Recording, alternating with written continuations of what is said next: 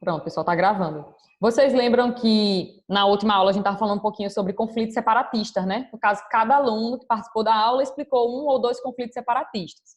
Porque nós estamos falando de estados nacionais.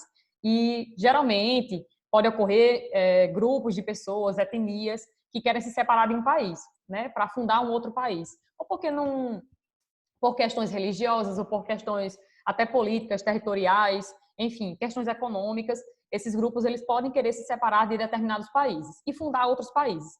Mas hoje a gente vai falar um pouquinho sobre ordem mundial. E aí eu queria que vocês me dissessem o que é que vocês acham, qual é a ordem mundial que a gente vive agora. A gente vive numa ordem mundial monopolar, bipolar ou multipolar. Existem vários polos de poder no mundo, vários países que desempenham poder no mundo, influência.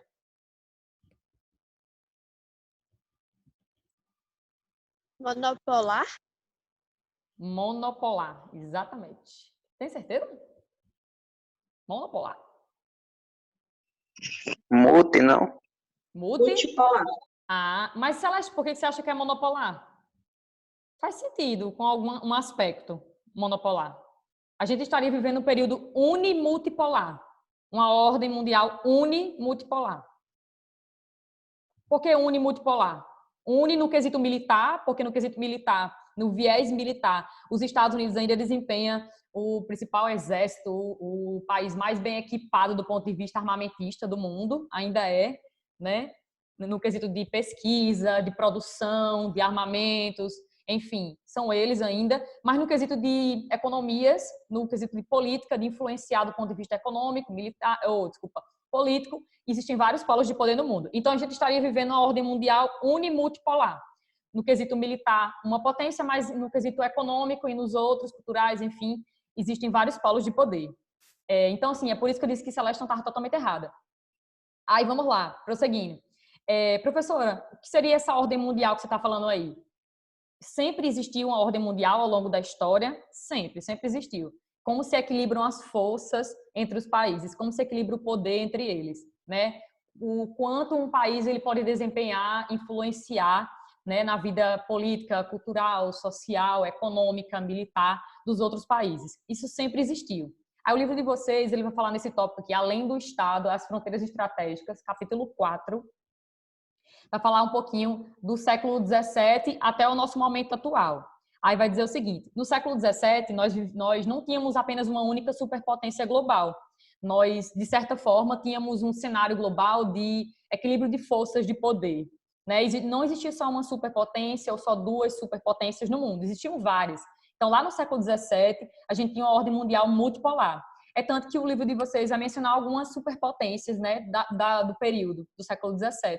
Aí ele vai citar a Grã-Bretanha, França, Prússia, Áustria, Rússia. Ou seja, não existia só um único país desempenhando um poderio, né, de influência global.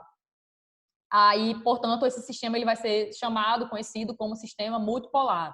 Né? Multi quer dizer vários polos de poder no globo. Professora, mas aí vem o século XVIII. A ordem mundial ela continua sendo multipolar. O livro de vocês vai considerar que a ordem mundial multipolar ela vai persistir até o finalzinho da Segunda Guerra Mundial. Vai dizer que do século XVII até metade do século... Metade, né? Porque a Segunda Guerra Mundial ela termina em 1945. Mais ou menos metade, né? Primeira metade do século XX. Então, ele vai dizer que até esse período pós-Segunda Guerra Mundial, a ordem mundial do mundo vai ser considerada uma ordem mundial multipolar. Vão existir vários polos de poder. Mas se você considerar, por exemplo, que no século XVIII teve início a Revolução Industrial no mundo, e essa Revolução Industrial não aconteceu de forma simultânea em todos os países do globo.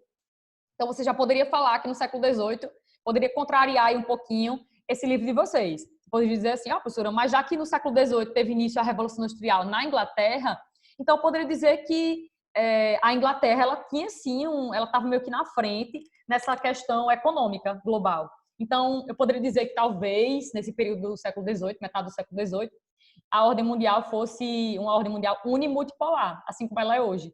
No quesito econômico, né, principalmente, a Inglaterra ela figuraria aí, a Grã-Bretanha, como uma grande nação. Por quê? Porque ela tinha despontado na frente da Revolução Industrial. Verdade. Você poderia dizer também que a ordem mundial do século XVIII era uma ordem mundial monopolar, né? Porque a Inglaterra, só ela sozinha teve início à Revolução Industrial. Depois, alguns países, a Revolução se alastrou pela Europa, né? Aí chegou até França, né? Holanda, Itália, se espalhou pela Europa, Estados Unidos, Japão no século XIX, enfim, ela se espalhou depois. Então, eu poderia dizer que no século XVIII, nesse período de início da Revolução Industrial, a gente tinha uma ordem mundial monopolar, né? Mas aí depois, quando os países eles começaram também a se industrializar, a também ser influentes no quesito industrial, aí a ordem mundial multipolar teria voltado a existir, né? E aí perdurou até o período do finalzinho da Segunda Guerra Mundial. Então, eu estou separando aqui, eu fiz uma separação. O livro de vocês, ele diz que do século XVII até 1945, a ordem do mundo, o equilíbrio das forças de poder no mundo vai ser multipolar, vão existir vários polos. Mas vocês poderiam destacar o século XVIII como diferente, né? Principalmente no quesito da Revolução Industrial, na metade do século XVIII, quando a Inglaterra figura como a pioneira, né? A que primeiro implanta, na verdade, as primeiras indústrias no mundo. Aí vai dizer o seguinte, ó, continuando. Entretanto, as guerras mundiais do século XX vai mudar esse panorama. Quais guerras que está falando aqui? A Primeira Guerra Mundial, a Segunda Guerra Mundial e o período aí da Guerra Fria, que na verdade não foi uma guerra em si. A gente vai falar sobre isso já já. Então vai mudar esse cenário, vai mudar a ordem mundial. Ele disse que até 1945 o cenário era multipolar e agora o que é que vai acontecer pós Segunda Guerra Mundial? Aí eu quero lembrar para vocês uma coisinha interessante. Eu vou mostrar para vocês o que aconteceu na Segunda Guerra Mundial. Um esquemazinho mostrando os dois grupos de países que rivalizaram durante a Segunda Guerra Mundial e o que aconteceu pós Segunda Guerra Mundial, certo? Já já. Mas antes da Segunda Guerra Mundial, vamos falar um pouquinho sobre o período da Primeira Guerra Mundial. Durante a Primeira Guerra Mundial, a ordem mundial ainda era multipolar, certo? Existiam vários polos de poder. Então, a Primeira Guerra Mundial ela vai de 1914 a 1918, dura 4 anos. Vão existir 2 grupos de países também, rivalizando entre si, a Tríplice Aliança e a Tríplice Entente. Os Estados Unidos só vai entrar dentro da Primeira Guerra Mundial no finalzinho dela, em 1917. Entrou com medo da Inglaterra e da França não vencerem, e como eles estavam apoiando financeiramente a Inglaterra e a França, tinham muito medo deles não terem como pagar, né, o financiamento que os Estados Unidos estavam promovendo nesses países, então ajudou eles vencerem a Primeira Guerra. Ainda não era a principal potência do mundo, os Estados Unidos, quando acabou a Primeira Guerra Mundial, eles realmente só se tornaram uma superpotência global, assim, imbatível, no finalzinho da Segunda Guerra Mundial, não foi ainda na Primeira. Embora no final da Primeira Guerra Mundial os Estados Unidos já figurava assim como uma economia bem forte, bem significativa no mundo inteiro. Já era, nessa ordem mundial, um polo de poder, mas não era sozinha, digamos assim, uma superpotência imbatível, ainda não era. Aí, lembrando que em 1917 houve o primeiro país do mundo a adotar o socialismo, foi a Rússia, né? A Rússia era um império, chamado Império Russo, e no ano de 1917 houve uma revolução lá, chamada Revolução Russa, de 1917, foi quando a Rússia ela implantou o socialismo, o sistema socialista. O primeiro país do mundo a implantar o socialismo. E aí o socialismo ele tem por base o quê? O fim das desigualdades sociais, o fim das classes sociais, o fim da propriedade privada, né? A economia planificada, né? Ou seja, tudo deveria pertencer ao Estado. Enfim, mas a gente viu, a história mostrou que, na verdade, a Rússia ela não implantou, de certa forma, o socialismo como ele foi criado para ser, no papel lá, descrito para ser, né? Ela implantou um outro tipo de sistema, não foi o socialismo em si. Foi mais um sistema ditatorial do que um sistema democrático, enfim, que acabou com as desigualdades sociais, não acabou com as desigualdades sociais lá, eles não acabaram com essa questão das classes sociais, porque existia uma diferença muito grande dentro da União Soviética entre quem era dirigente do Partido Comunista ou então próximo a uma pessoa do Partido Comunista e quem não era, quem fazia parte era camponês, enfim, existia uma profissão específica. Então, existia, então eles não conseguiram acabar com isso. Por isso que eu digo que a Rússia, ela não vai implantar um socialismo em si, vai ser uma coisa assim, meio com um socialismo genérico, mas não o socialismo que foi descrito para ser. Então, e no ano de 1922, aqui já tinha acabado a Primeira Guerra Mundial, o que é que vai acontecer? A Rússia, ela vai começar a anexar vários territórios para fazer parte de um território maior. E aí ela vai mudar o nome do país. Vai ser chamado de União das Repúblicas Socialistas Soviéticas, URSS, conhecido como União Soviética. Então, a União Soviética ela passa a existir mesmo no ano de 1922, embora a Rússia já tenha implantado o socialismo desde 17, da Revolução de 17. E aí vocês me perguntam, professora, a União Soviética existiu de quando até quando? Ela existiu de 1922, né? O primeiro líder do Partido Comunista, né? Que antes era o Partido Bolchevique, e se tornou o Partido Comunista. Foi Lenin, Vladimir Lenin. Então, eles tiveram vários, como é que eu posso dizer, vários representantes políticos dentro da União Soviética, de cada partido. Houveram vários dirigentes no governo do Partido Comunista na União Soviética. Ela durou de 1922 até 1991. Já vamos falar o fim da União Soviética, o que é que aconteceu para ela ter acabado, enfim. Durou muito tempo, durou de 22 a 91, até o finalzinho do século XX, praticamente. Sim, aí, detalhe, a União Soviética, no decorrer do tempo, ela se formou em 22 e com o tempo ela foi anexando vários territórios para dentro do seu país. E aí, com o tempo, ela se formou, ela passou a fazer parte dela 15 nações ao todo, 15 repúblicas faziam parte da União Soviética. Então, quando a União Soviética acabou em 91, se formaram 15 países independentes. Por quê? Porque faziam parte dela 15 nações, né? 15 nacionalidades diferentes. Por exemplo, a própria Rússia, né, a Ucrânia, Quirguistão, Turcomenistão, Azerbaijão, aquelas repúblicas bálticas, Estônia, Letônia e Lituânia, né, eram todas Moldávia, eram todas repúblicas, nações que faziam parte da União Soviética, chegaram a fazer parte. E quando acabou em 91, se tornaram independentes do país, né, da União Soviética.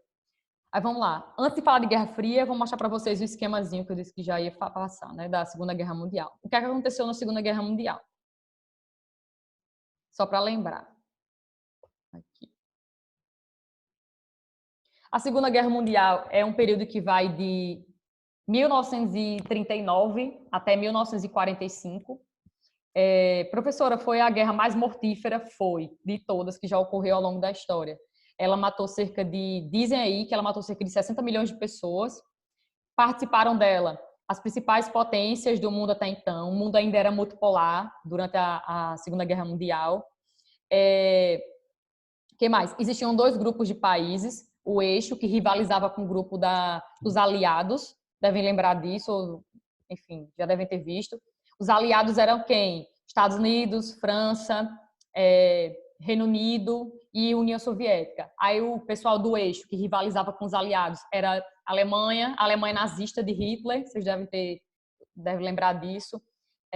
Japão e Itália, né? Eles faziam parte do eixo. O eixo rivalizava com os aliados.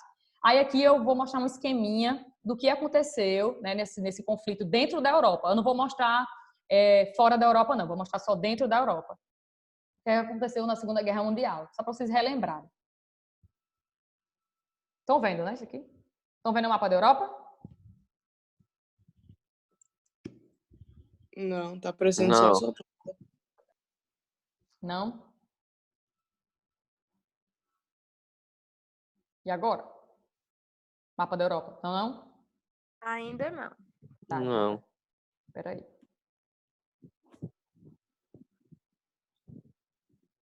Já era para ter aparecido. Mudou nada? Não. Oh, God. Deu pane agora, viu? Porque na aula do Tá oitavo só ano no computador mesmo. Foi? Por isso Tá nos pastas aí. Tá na pasta? Ah, opa. Ainda bem que você me disse na pasta. Se tá na pasta, você tá vendo agora o nome Segunda Guerra Mundial, não tá? Sim. Vamos sim, viu? Vou abrir isso. Pronto. Tô botando para abrir. Agora vocês viram que abriu? Não abre não, viu? Não tá abrindo, não. Mentira, né? Oh, God. Se você for pro Google, não é mais fácil, não? Não tem isso no Google, não, jovem. Tá baixado no meu computador. Mas deu super certo, sabe, ontem. É porque tem hora que o aplicativo se revolta. Eu vou sair do canto e voltar. Porque a gente... Por certo. Porque ontem deu super certo. Eu passei todinho, os meninos escutaram o áudio e tudo. Agora do nada faz isso. Eu, hein? Vou tentar de novo. E agora tá na pasta? Tá. Tá, né? Tô tentando abrir. Se não abrir, eu vou pro arquivo em zip. Ó, não tá abrindo. Então, peraí. Eu vou tentar.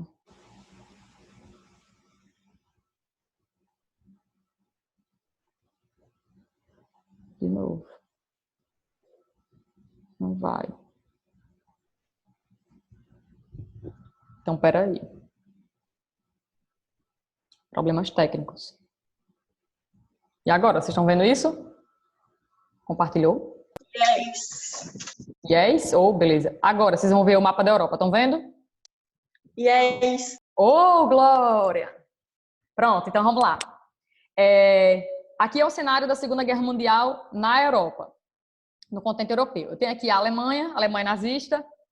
Vocês vão perceber aí, principalmente, a figura da Alemanha nazista dominando territórios. Hitler chegou a dominar praticamente quase toda a Europa, vocês vão ver isso.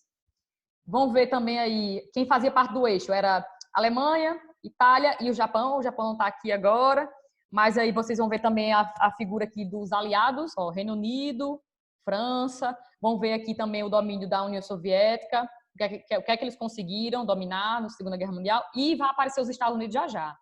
Então, vamos lá, vamos começar. Hitler cometeu um erro, e vocês vão perceber onde é que ele cometeu o erro. Estão vendo o símbolo do nazismo? Estão vendo isso aqui já? Sim. Pronto.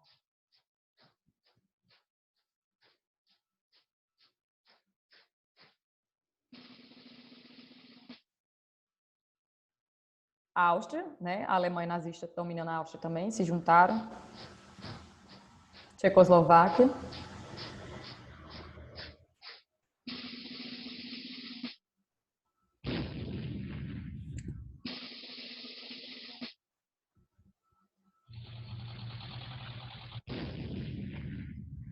Invadiu a Polônia.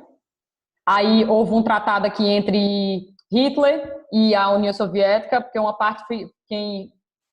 parte da Polônia ficou sendo dominada pelos nazistas e uma parte dominada pela União Soviética.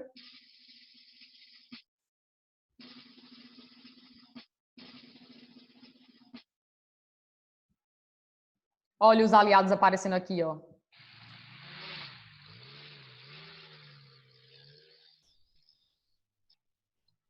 Agora repare que Hitler vai começar a dominar cada vez mais territórios dentro da Europa.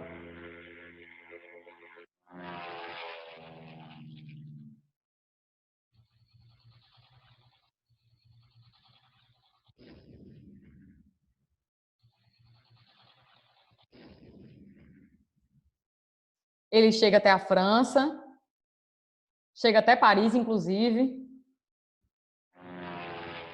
Reino Unido.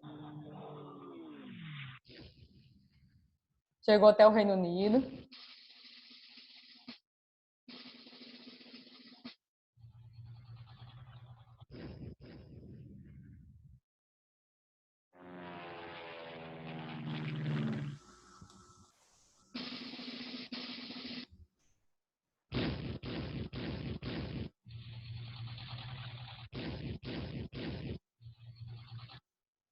Aí foi aqui que ele errou, porque ele, tendo dominado boa parte da Europa, ele agora queria vencer a União Soviética. Sendo que eles não sabiam, Hitler não sabia que a União Soviética tinha boas estratégias de guerra. E uma delas era uma estratégia chamada terra arrasada. O que é que os soviéticos faziam? Eles transportavam todas as indústrias dessa parte europeia da Rússia, do território aí da União Soviética, para outras partes mais distantes. Então, tudo que eles conseguiam transportar de infraestrutura, eles transportavam. E o que eles não conseguiam, eles faziam o quê? Queimavam. Eles queimavam tudo. Tudo eles queimavam. Então, é tanto que depois da Segunda Guerra Mundial, a União Soviética teve que reconstruir boa parte do país porque eles tinham queimado. Aí, professora, por que essa tática assim foi legal? Foi porque, tipo, quando o Hitler chegou dentro da União Soviética, eles não viam nada, não tinha nada, não tinha como se manter em nada, não encontrava nada. Então, tipo, por isso que é chamado de terra arrasada. E foi aí que a União Soviética começou a montar estratégias para vencer a Alemanha nazista. Aí vocês vão ver agora que os Estados Unidos vai começar a entrar aqui nesse cenário aqui da Europa e vai chegar junto com a União Soviética dentro da Alemanha nazista, e é quando Hitler vai cometer o suicídio, em 1945.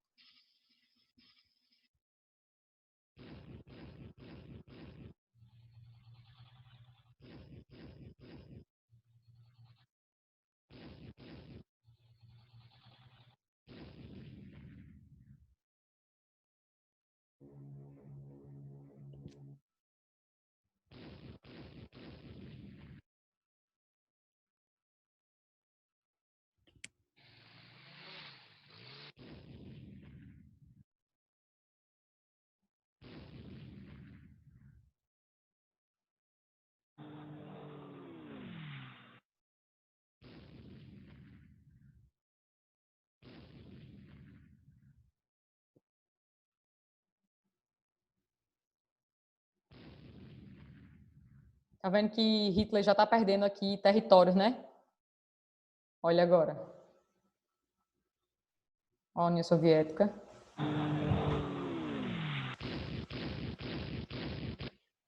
Bombardeando a Alemanha.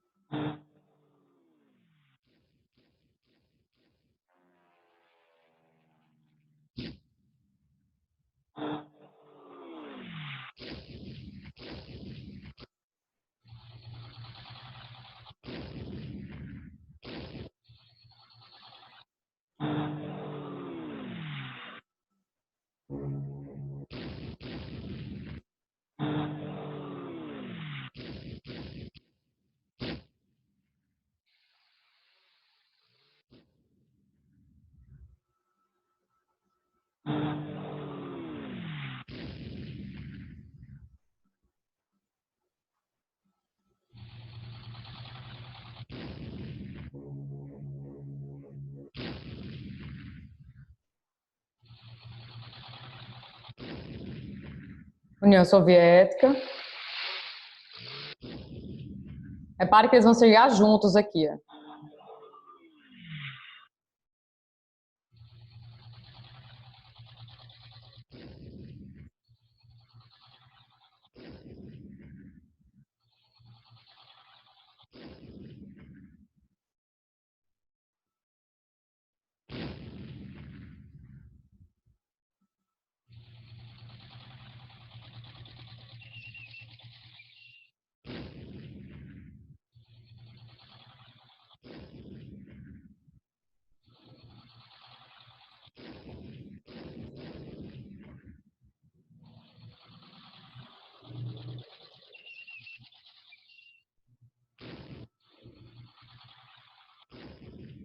Amei os efeitos desse mapa. Perfeito, né? Pronto. Tchau, Hitler. Tchau, Alemanha nazista. Agora terminou a Segunda Guerra Mundial, 1945. A Europa estava arrasada após a Segunda Guerra Mundial. Quem venceu a Segunda Guerra, professora? Os aliados, né? União Soviética, Estados Unidos, França e Reino Unido. Certo, mas desses países aí que venceram a Segunda Guerra Mundial, quais estavam em boas condições financeiras e militares ainda? 2. É por isso que o mundo pós-Segunda Guerra Mundial vai ser chamado de mundo bipolar. A ordem mundial pós-Segunda Guerra Mundial vai ser chamada de ordem bipolar. Bi quer dizer 2, então vão existir 2 superpotências, 2 polos de poder no mundo. E esses 2 polos de poder no mundo vão ter sistemas socioeconômicos diferentes. A gente vai ter a figura dos Estados Unidos, liderando o grupo de países capitalistas, e a figura da União Soviética. Repare que os 2 grupos de países chegaram aqui juntos, dentro da Alemanha nazista. Eles conseguiram vencer. E a União Soviética vai ter um regime diferente. Por quê? Porque eles vão ter o regime socialista. Pós-Segunda Guerra Mundial, a gente vai ver que vão haver algumas conferências no mundo para decidir o que vai ser desse território da Alemanha. Então, quem é que vai ficar com o quê dentro da Alemanha? A Alemanha foi dividida após a Segunda Guerra Mundial, ela perdeu, né? E uma das consequências era que o território dela deveria ser dividido entre as potências que venceram a Segunda Guerra. E quem venceu a Segunda Guerra? Esses 4 países. Então, uma parte da Alemanha ficou sob domínio capitalista, domínio dividido por 3 países. Essa parte aqui ocidental ficou para Estados Unidos, Reino Unido e a França, né? E a França também. E essa parte leste aqui, a parte oriental da Alemanha, ficou sob domínio da União Soviética. E Berlim, que fica na parte leste, tá, a bandeira aqui da União Soviética está em cima. Berlim também foi dividida entre esses 2 países, esses 2 grupos de países. Berlim foi dividida em Berlim Oriental, leste, que ficou sob domínio da União Soviética, e Berlim Ocidental, que ficou sob domínio dos países capitalistas, sobretudo os Estados Unidos. E aí, no ano de 1961, já aí no período da Guerra Fria, Berlim Oriental, a parte que era dominada pela União Soviética, percebeu que muitos soviéticos, muitas pessoas estavam migrando da parte leste para a parte oeste do mundo, porque perceberam que tinha melhores oportunidades de emprego, né? A vida no mundo capitalista era bem melhor, porque eles observavam a parte capitalista. Aí, percebendo isso, a União Soviética, o regime ali que controlava a Berlim Oriental, mandou construir, no ano de 1961, um muro dentro de Berlim, da capital da Alemanha, Berlim, um muro chamado Muro de Berlim, e aí o Muro de Berlim passou a ser o símbolo da Guerra Fria, o símbolo do mundo bipolar, porque o muro, que tinha não sei quantos quilômetros aí de distância, né, de demarcação, ele dividia realmente o mundo na Guerra Fria, o mundo bipolar. De um lado, a Alemanha, o poder soviético, e do outro lado, o poder dos Estados Unidos capitalista, né, dos países capitalistas liderados pelos Estados Unidos. Então, aqui é um pouquinho do que aconteceu na Segunda Guerra Mundial. Aí outra coisa, professora, o que aconteceu com esses países que estavam arrasados com a Segunda Guerra Mundial, europeus, principalmente esses mais ricos aqui da Europa Ocidental, dessa parte mais oeste da Europa. Os Estados Unidos montou um esquema, um plano chamado Plano Marshall. Esse plano, chamado Plano Marshall, ele tinha o objetivo de reconstruir os países europeus. Então, os Estados Unidos financiou, né, a reconstrução dos países europeus, no plano chamado Plano Marshall. Professora, por quê? Porque os Estados Unidos fez isso? Porque eles são bondosos? Porque eles eram solidários com esses países aí da Europa Ocidental? Não. Eles tinham muito medo desses países aderirem ao sistema soviético socialista, né, se aliarem à União Soviética. Já que vocês vão ver que houveram algumas conferências pós-Segunda Guerra Mundial, e uma delas foi a Conferência de Yalta. Essa conferência, ela meio que demarcou bem onde é que ficavam as alianças dos Estados Unidos e onde é que ficavam as alianças, os países que eram alianças da União Soviética. Então, os Estados Unidos tinham muito medo desses países da Europa Ocidental aderirem ao sistema, se tornarem alianças dos soviéticos. Então, por isso, eles fizeram esse plano de reconstrução para a Europa, sobretudo a parte mais rica da Europa, que é a Europa Ocidental, onde pegava Reino Unido, França, né, Itália, esses países aqui. Aí, professora, existiu também algum plano para, além desse que os Estados Unidos fez? Existia. Eles tanto fizeram um plano de reconstrução para a Europa, quanto fizeram um plano de reconstrução para a Ásia. Principalmente para o Japão, porque o Japão tem sido arrasado pós a Segunda Guerra Mundial, né? No período da Segunda Guerra Mundial, na verdade, foi o país que foi cobaia das bombas atômicas, primeiras bombas atômicas do mundo, em duas cidades japonesas, chamada Hiroshima e a outra Nagasaki. Então, como o Japão fica muito próximo da União Soviética, os Estados Unidos também temia que os japoneses se aliassem aos soviéticos. Então, eles meio que fizeram esse plano também de reconstrução para a Ásia, sobretudo para o Japão. Então, vamos para lá. Então, a gente começa aqui agora a falar sobre Guerra Fria, período marcado por uma ordem mundial bipolar. Que essa ordem mundial ela vai acabar, porque a gente já falou... A Guerra Fria é aquela que não teve conflito, tipo assim, não teve conflito direto, foram só conflitos de interesse sobre economia, essas coisas? Exatamente, exatamente. A Guerra Fria, ela é chamada de Guerra Fria, tem esse nome fria porque não houve nenhum conflito direto, sangrento, né? Não houve nenhum embate direto. Mas é claro, durante a Guerra Fria existiram sim algumas guerras, alguns conflitos que ocorreram internamente em alguns países e que tiveram apoio ou dos Estados Unidos ou da União Soviética. Exemplo, houve a Guerra da Coreia no período da Guerra Fria, que foi de 50 a 53, de 1950 a 1953, onde a Coreia do Norte teve apoio dos soviéticos e a Coreia do Sul teve apoio dos Estados Unidos. Tanto que com o final houve a divisão da Coreia, né? A Coreia do Norte é socialista até hoje e a Coreia do Sul é capitalista também até hoje. Aí também houve um conflito no Vietnã, onde também tiveram apoios, grupos contrários teve apoio dos capitalistas dos Estados Unidos e outro teve apoio dos soviéticos, socialistas. Enfim, então assim, eles intervinham em alguns conflitos que aconteciam no mundo, mas não houve durante a Guerra Fria nenhum conflito direto, armado, entre os Estados Unidos e a União Soviética, por isso que é chamado de Guerra Fria. O combate se dava principalmente no quesito ideológico, das ideias mesmo, porque cada país queria demonstrar que o seu sistema era melhor do que o outro, que o socialismo era melhor do que o capitalismo, ou que o capitalismo era melhor que o socialismo. E esses embates vão ser marcados por duas corridas, uma chamada corrida armamentista e outra chamada corrida espacial. Aí a gente vai ver que, basicamente, a corrida espacial vai ser para quem manda primeiro o homem ao espaço, quem revoluciona mais no quesito espacial, né? Quem vai comandar o espaço nesse período da Guerra Fria. E lembrando, a partir de 1947, os Estados Unidos já se consolidavam como uma grande influência no mundo, né? Eles já eram, sim, aqui uma superpotência global. Mas eles queriam mostrar que eles tinham mais poder do que os soviéticos. E para isso começou uma disputa muito forte. E aí, falando do quesito espacial, quem saiu na frente foi os soviéticos. Eles construíram e lançaram o primeiro satélite artificial, o Sputnik, no finalzinho da década de 50. Mas aí depois veio 1961, aí vieram os soviéticos de novo. 1961, o primeiro homem a orbitar a Terra, a chegar ao espaço, foi um homem chamado Yuri Gagarin. Aí ele era um soviético. A partir daí, de 61, os Estados Unidos já meio que sofrem um baque muito forte, porque eles pensam que vão perder. Né? Eles falam, peraí, a gente está perdendo. Pensam não, eles pensam que vão perder, na verdade. Só pensam. Mas, na verdade, eles não perdem. Eles começam a investir maciçamente na NASA, na agência espacial deles, em pesquisa científica, em produção de instrumentos, para mandar o primeiro homem à Lua. Aí, 8 anos depois, no ano de 1969, os Estados Unidos conseguem mandar a primeira equipe, né, a primeira equipe tripulada à Lua.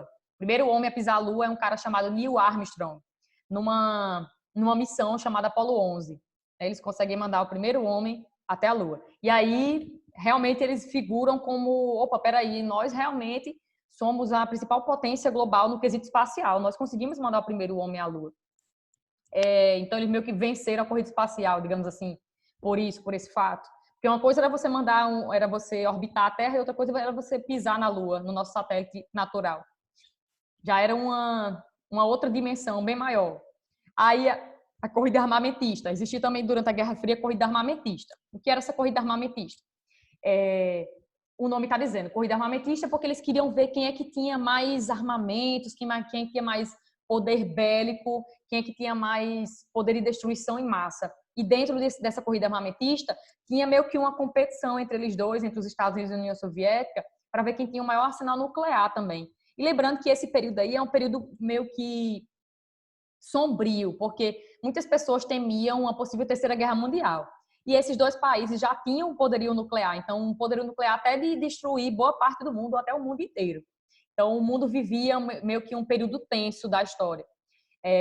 Existiam propagandas em ambos os países, mostrando que o setor militar era melhor do que o outro, né? O exército era mais bem preparado, era mais bem equipado, eles tinham mais armamentos, tinham armamentos melhores do que o outro. Enfim, existia toda uma propaganda. Mas, basicamente, a Guerra Fria ela é um período de conflito ideológico, político, militar, mas não houve nenhum conflito direto. Não houve direto entre as duas superpotências. Aí, vamos seguindo. Opa, peraí.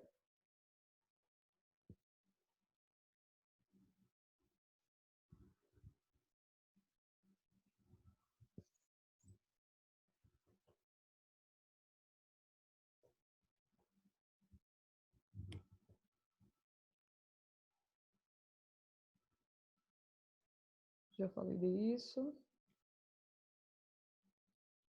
Aí, as áreas de influência. Após a Segunda Guerra Mundial, a Europa perdeu a condição de centro do poder internacional. Perdeu por quê? Porque ela estava arrasada, né? Tinha sido palco da guerra. Enfim, cada país tinha sofrido um baque muito forte, tinha investido muito pesadamente durante a Segunda Guerra Mundial. No plano geopolítico, os Estados europeus alinharam-se às superpotências, principalmente a parte leste da Europa, a parte oriental, se aliou à União Soviética e a parte oeste ocidental se aliou aos Estados Unidos. É tanto que os Estados Unidos fez um plano de reconstrução, né, que eu falei, o Plano Marshall. As conferências do pós-guerra, do pós-Segunda Guerra Mundial, 1945, reuniram os chamados três grandes. Quem eram os três grandes do mundo? Estados Unidos, União Soviética e a Grã-Bretanha. Mas esse mundo é marcado por duas grandes superpotências. Embora o Reino Unido fosse sim uma superpotência, né, um país assim bem desenvolvido, mas não tinha, eles não estavam em poderio, com poder econômico e militar pós Segunda Guerra Mundial, porque eles tinham, né, investido pesadamente na Segunda Guerra Mundial. Aí eu falei dessas duas conferências, vou falar delas. Conferência de Yalta e Conferência de Potsdam. A Conferência de Yalta, na verdade, não foi uma conferência só, foi uma série de conferências que houveram em 1945, e era basicamente para delimitar aí onde é que ia ficar a área de influência de tal país. Né? E foi decidido aqui que o leste europeu ia ser uma área de influência soviética e a parte ocidental uma área de influência dos Estados Unidos. E também meio que para dividir aí onde é que fica o território de quem, delimitar bem direitinho. É tanto que vocês já devem ter ouvido falar num conceito chamado, um conceito não, de uma linha, né, demarcatória chamada cortina de ferro. A cortina de ferro era meio que uma linha que dividia, imaginária, né, uma linha que não existe na prática. Após a Segunda Guerra Mundial, a Europa foi meio que dividida numa cortina de ferro, onde a parte leste ficava sob domínio soviético e a parte oeste ficava sob domínio dos Estados Unidos capitalistas. Aí houve uma outra conferência, nesse período aí de 1945, para a Segunda Guerra Mundial, chamada Conferência de Potsdam, concentrou-se na reorganização administrativa do território alemão. Essa conferência aqui era para decidir o que iria ser feito da Alemanha. A Alemanha tinha que ser dividida entre as potências que venceram. Mas quem ia ficar com o quê? Né? Quem ia ficar com a parte leste, quem ia ficar com a parte oeste, como é que ia ser dividida a capital do país? Ia ser dividida ou não ia ser dividida? Então, tudo isso aconteceu nessa conferência de Potsdam. É tanto que eu já mostrei para vocês, naquele esqueminha, como é que ficou, né, a divisão. Ó, ela foi desnazificada, né, porque o nazismo acabou. Então, tinha que ser implantado lá uma nova forma de administração. Em Berlim, eu já falei. O que aconteceu com Berlim?